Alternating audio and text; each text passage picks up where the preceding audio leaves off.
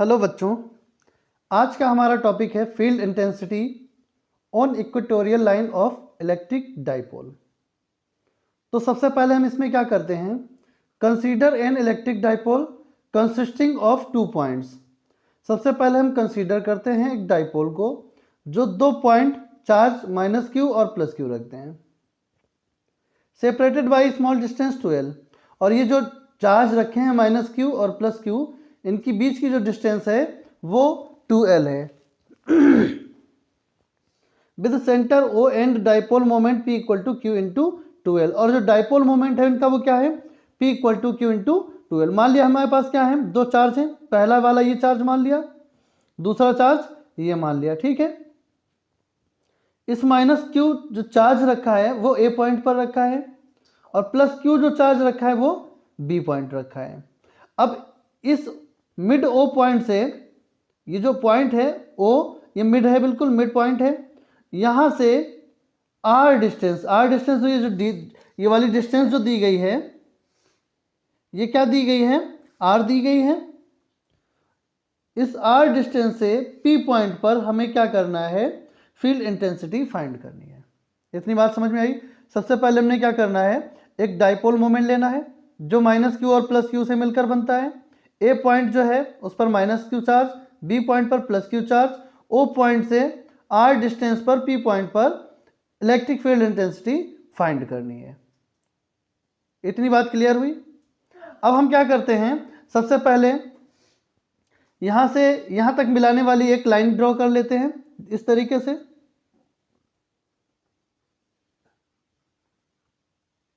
और P point जाने के लिए हमें फिर एक क्या करना पड़ेगा, एक लाइन ड्रॉ करना पड़ेगा इस तरीके से। तो इस तरीके से हमने क्या कर ली, लाइन ड्रॉ कर ली। अब हमें करना क्या है, देखिए अब सिंपल सी बात है कि सबसे पहले हम देखेंगे चार्ज को। P पॉइंट पर हमें फाइंड करनी है, इसलिए माइनस क्यू चार्ज की वजह से हम देखेंगे इलेक्ट्रिक फील्ड की जो डायरेक्शन होगी वो किधर होगी। तो माइनस क्यू की वजह से जो डायरेक्शन होती है वो अंदर की तरफ होती है इस तरीके से। तो ये डायरेक्शन हो गई। और अगर हम देखें प्लस क्यू चार्ज की वजह से, तो फील्ड इंटेंसिटी किधर होती है, आउटवर्ड डायरेक्शन में होती है। आउटवर्ड डायरेक्शन का मतलब किधर होगा, प्लस क्यू चार्ज की वजह से P पॉइंट पर आउटवर्ड डायरेक्शन में होगी फील्ड, ठीक है, ये हो गई इस डायरेक्शन में। तो A पॉइंट के लिए इलेक्ट्रिक फील्ड जो होती है वो अंदर की तरफ, क्योंकि जो चार्ज है वो मेरा कैसा है, माइनस का है। अगर इस P पॉइंट्स के अकॉर्डिंग हम देखें प्लस क्यू चार्ज की वजह से, तो प्लस क्यू चार्ज की वजह से जो फील्ड लाइन होती है वो आउटवर्ड डायरेक्शन में होती है। आउटवर्ड डायरेक्शन का मतलब बाहर की ओर हो गया, ठीक है। इतनी बात समझ में आई। अब अगर ये एंगल थीटा है, अगर ये एंगल थीटा है तो ये वाला एंगल भी क्या होगा, यहां से मान लो, देखिए एक चीज इतनी बात समझ लीजिए पहले। अगर इस दिशा में माइनस क्यू की वजह से इलेक्ट्रिक फील्ड इंटेंसिटी हो रही है, तो हमें क्या निकालना है, हमें रिजल्टेंट निकालना पड़ेगा। देखिए प्लस क्यू की वजह से बाहर की तरफ, माइनस क्यू की वजह से अंदर की तरफ, तो हमें इसकी रिजल्टेंट इंटेंसिटी फाइंड करनी पड़ेगी इस तरीके से। ये अगर हमें पता लग जाए, ई रिजल्टेंट अगर हमें पता लग जाए तो हमारा काम बन जाएगा, ठीक है। ये पॉइंट कौन सा है, ये वाला है, ये पॉइंट B चार्ज के लिए EB है। तो हम लिख दें, अगर पहले से ये लिख दें, इसे क्या लिख दें, EB लिख दें। और ये रिजल्टेंट ऑलरेडी लिखा हुआ है। अगर ये एंगल थीटा है तो ये वाला एंगल कौन सा हो जाएगा, थीटा हो जाएगा। अगर ये एंगल थीटा है तो ये वाला एंगल क्या हो जाएगा, थीटा हो जाएगा। अच्छा, इलेक्ट्रिक फील्ड का रिजल्टेंट निकालना है तो ये 2 कंपोनेंट में डिवाइड करेगा। कौन कौन से कंपोनेंट में, एक कॉस थीटा का कंपोनेंट होगा, दूसरा कंपोनेंट किसका होगा, साइन थीटा का कंपोनेंट होगा। अगर हम इस चार्ज के लिए देखें तो थीटा के बगल में कौन सा आता है, कॉस थीटा, तो क्या लिखेंगे, EA कॉस थीटा। इस थीटा की वजह से, ये वाला थीटा है, थीटा की बगल में कौन सा आ जाएगा, कॉस थीटा। और इसी थीटा की वजह से इसके परपेंडिकुलर अगर ड्रॉ करें तो नीचे की डायरेक्शन में आ जाएगा कौन सा, EA साइन थीटा। ई की इसकी वजह से लिख रहे हैं ना, EA की वजह से, तो क्या हो जाएगा, EA साइन थीटा, ठीक है। इतनी बात समझ में आ गई। प्लस क्यू चार्ज की वजह से P पॉइंट पर अगर हम देखें EB की डायरेक्शन आउटवर्ड, आउटवर्ड अगर ये थीटा है तो थीटा के बगल में कौन सा आ जाएगा कंपोनेंट, कॉस वाला आ जाएगा। तो यहाँ पे क्या लिख देंगे, E B cos theta, E B cos theta. अब देखिए ये कॉस थीटा की डायरेक्शन और ई बी कॉस थीटा की डायरेक्शन दोनों एक ही है, ठीक है। अगर इसका परपेंडिकुलर ड्रा करें तो ये वाला किधर चला जाएगा, पॉइंट बी की वजह से E B cos E B sine theta ऊपर की तरफ, ई बी साइन थीटा ऊपर की तरफ, ठीक है। इतनी बात समझ में आ गई। अब देखो अगर हम बात करें किसकी, चार्जेस की, चार्जेस तो सेम है, ये माइनस का है ये प्लस का है, बस डायरेक्शन का फर्क है। माइनस क्या बताता है, यहाँ पे डायरेक्शन बताता है। मैग्नीट्यूड इसका भी सेम है इसका भी सेम है, तो हम लोग क्या लिख सकते हैं, देखो इसे फिगर को हम बना लेते हैं, इधर बाहर निकल के थोड़ा इसे हम फिगर को बना लेते हैं। देखो ई ए कॉस थीटा इस डायरेक्शन में, ई बी कॉस थीटा इस डायरेक्शन में, ठीक है, और ई ए और ई बी, ठीक है, ये ई ए साइन थीटा, ये ई बी साइन थीटा। अब होगा क्या, ई ए का मैग्नीट्यूड और ई बी का मैग्नीट्यूड क्या है, सेम है। अगर ई ए का मैग्नीट्यूड और ई बी का मैग्नीट्यूड सेम है, ई ए का मैग्नीट्यूड और ई बी का मैग्नीट्यूड सेम है, तो ई बी की जगह पर हम ई ए लिख सकते हैं, और ई ए साइन थीटा इधर भी, ई ए साइन थीटा इधर भी, तो ये ऊपर की डायरेक्शन में और ये नीचे की डायरेक्शन में। जब ऊपर और डायरेक्शन में, एक ऊपर की डायरेक्शन में चला गया और एक नीचे की डायरेक्शन में चला गया, तो ये एक दूसरे के इफेक्ट को क्या कर देंगे, कैंसिल आउट कर देंगे। तो हमें क्या लिखना पड़ेगा, E A equal to E B, then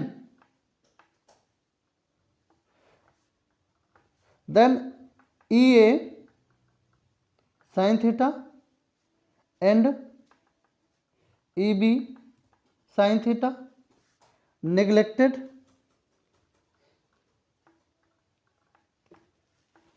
to each other।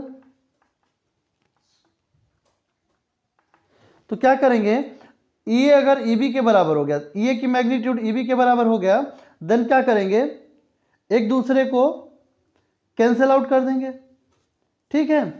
यहां तक समझ में आ गया।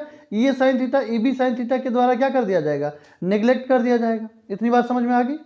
अब हमें रिजल्टेंट निकालना, ई रिजल्टेंट बराबर, देखो ई रिजल्टेंट अगर हमें निकालना है तो देखो डायरेक्शन हम देखेंगे, ई ए की भी डायरेक्शन इधर, ई बी कॉस थीटा की भी डायरेक्शन इधर, तो ई रिजल्टेंट बराबर क्या लिख दोगे, E A cos theta plus E B cos theta. इसे इक्वेशन 1 बना दो। यहां तक समझ में आ गया, यहां तक क्लियर हुई बात या नहीं हुई। तो ई आर ई रिजल्टेंट बराबर हो गया E A cos theta plus E B cos theta. इसे हमने बना लिया इक्वेशन फर्स्ट। तो हमें सबसे पहले क्या करना पड़ेगा, ई ए निकालने के लिए ये डिस्टेंस हमें मेजर करनी पड़ेगी। ये डिस्टेंस अभी हमें पता नहीं, लेकिन हमें क्या पता है, ये डिस्टेंस 12 है। अगर ये डिस्टेंस 12 है तो यहां से डिस्टेंस कितनी हो जाएगी, एल हो जाएगी। यहां से डिस्टेंस कितनी हो जाएगी, एल हो जाएगी। अब हमें डिस्टेंस चाहिए कौन सी, ये वाली डिस्टेंस चाहिए। ये डिस्टेंस निकालने के लिए क्या करोगे, ये एल है ये आर है, तो पाइथागोरस प्रमेय क्या कहती है, under root are square plus L square इसका हो जाएगा। अगर ये under root are square plus L square है तो ये वाली सेम है, तो ये वाली डिस्टेंस क्या हो जाएगी, under root are square plus L square हो जाएगा, ठीक है। अब हमें निकालना क्या, ये निकालना है, ई बी निकालना है और कॉस थीटा निकालना है। सबसे पहले क्या करते हैं, कॉस थीटा निकाल लेते हैं। सबसे पहले क्या करेंगे, कॉस थीटा हम लोग फाइंड कर लेते हैं। कॉस थीटा बराबर क्या होता है, base upon hypotenuse. Cos theta बराबर क्या होता है, बेस अपॉन हाइपोटेनस। तो कॉस थीटा बराबर लिखोगे बेस कितना है, देखो चाहे इसके लिए लिख लो चाहे इसके लिए लिख लो, क्योंकि ट्राइंगल दोनों सेम बना रहे, ये और ये और ये तीनों कैसा बना रहे, दोनों ये दोनों एक जैसे हैं, सिमिलर देखने में लग रहे हैं। तो किसी एक का ले लो, तो इसका हम लिख लेते हैं, इसका बेस ले लेते हैं। बेस कितना है इसका, एल है, और हाइपोटेनस कितना है, under root are square plus L square. तो लिख देते हैं अंडर रूट का r square plus L square. हमें किसकी वैल्यू पता लग गई, कॉस थीटा की वैल्यू पता लगी। अब हमें क्या निकालना है, ये निकालना है।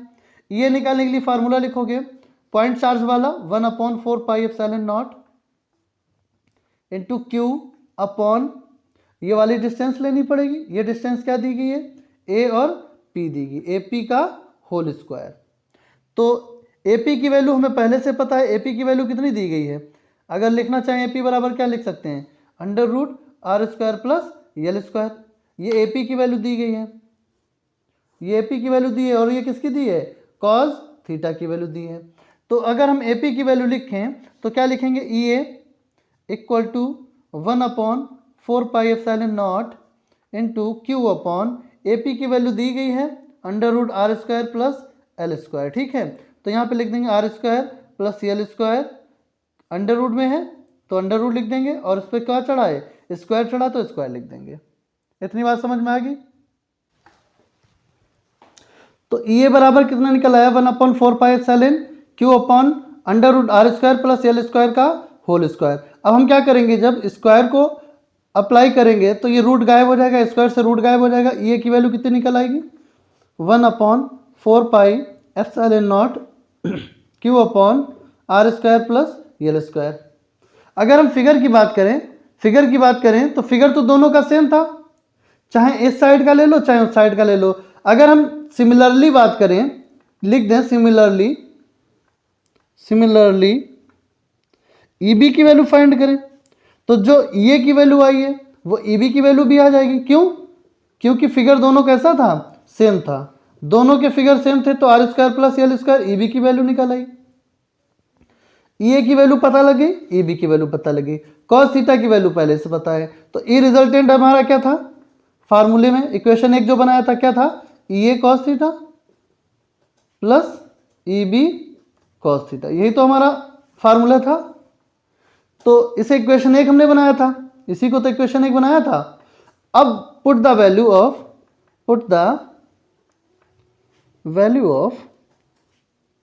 ई A comma E B and cos theta.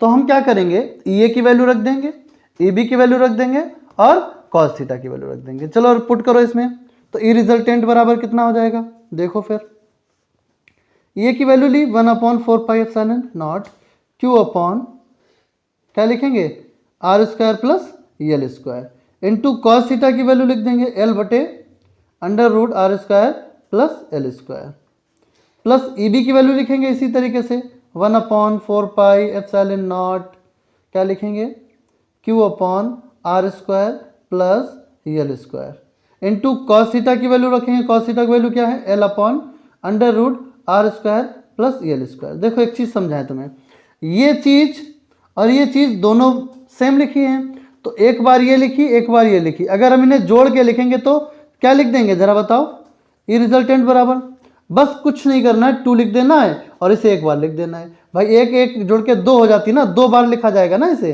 तो क्या लिखेंगे 2 × 1/4πε0 Q upon are square plus L square into L upon under root are square plus L square. ठीक है, इतनी चीज हमें पता लगी। अब हमें ई आर की वैल्यू निकालनी है, तो क्या करना पड़ेगा, देखो 2QL, अगर मल्टीप्लाई इसका करें 2QL तो 1/4πε0 हो गया, जैसा ये लिखा वैसे ही उतार दिया, ये वाला 2 का गुणा कर दिया Q में और L में, तो ऊपर हो गया 2QL। ठीक है, ये बन गया r square plus L square की पावर 1 मान सकते हैं इसे कितना मान सकते हैं, इसे भी तो मान सकते हैं, r square plus L square की पावर 1/2, 1/2 मान सकते हैं। इसे 1 माना, इसे 1/2 माना, चूंकि आपको पता है 1 + 1/2, 2 बन जा 2 + 1 कितना हो जाएगा, 3/2 हो जाएगा। तो इसका मतलब अगर इसका और इसका मल्टीप्लाई कर दिया जाए, मल्टीप्लाई में पावर ऐड होती है, पावर ऐड होने का मतलब 1/2 + 1 कितना हो जाएगा, 3/2, इसकी पावर कितनी हो जाएगी, देखो लिख देते हैं बाद में, 3/2 हो जाएगी पावर। 1/4πε0 2QL क्या होता है, 2QL क्या होता है, P के बराबर होता है, इसी को तो डाइपोल मोमेंट बोला जाता है। पिछले लेक्चर में हमने पढ़ाया भी था कि P = क्या निकलता है, 2QL निकलता है। तो मतलब P ऊपर लिख दें, R square plus L square लिख दें, R square plus L square लिख दिया, पावर कितनी लिख दें, ये जो पावर निकल के आई है मल्टीप्लाई में ऐड होके 3/2 लिख देना, ठीक है। अब हम क्या करेंगे, अब हम करेंगे r बड़ा है किससे, l से, r बड़ा था ना l से, देन क्या होगा, r स्क्वायर भी बड़ा होगा किससे, l स्क्वायर से। तो क्या करेंगे, l स्क्वायर को नेग्लेक्ट कर देंगे, l स्क्वायर को क्या कर देंगे, नेग्लेक्ट कर देंगे, हिंदी में लिख देते हैं, कोई दिक्कत तो नहीं। l स्क्वायर को क्या कर दिया, नेग्लेक्ट कर दिया। तो ई रिजल्टेंट बराबर क्या निकल आएगा, ई रिजल्टेंट बराबर 1/4πε0 p जैसा लिखा था वैसे ही उतार दो।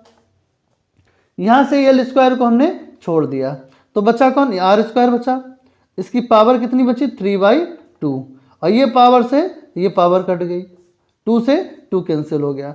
तो ई रिजल्टेंट बराबर कितना निकल आया 1/4πε0, ऊपर बचा p, नीचे बचा r की पावर 3, तो r की पावर 3। यही फार्मूला हमारा निकल के आता है इक्वेटोरियल पोजीशन का, ठीक है, इक्वेटोरियल पोजीशन का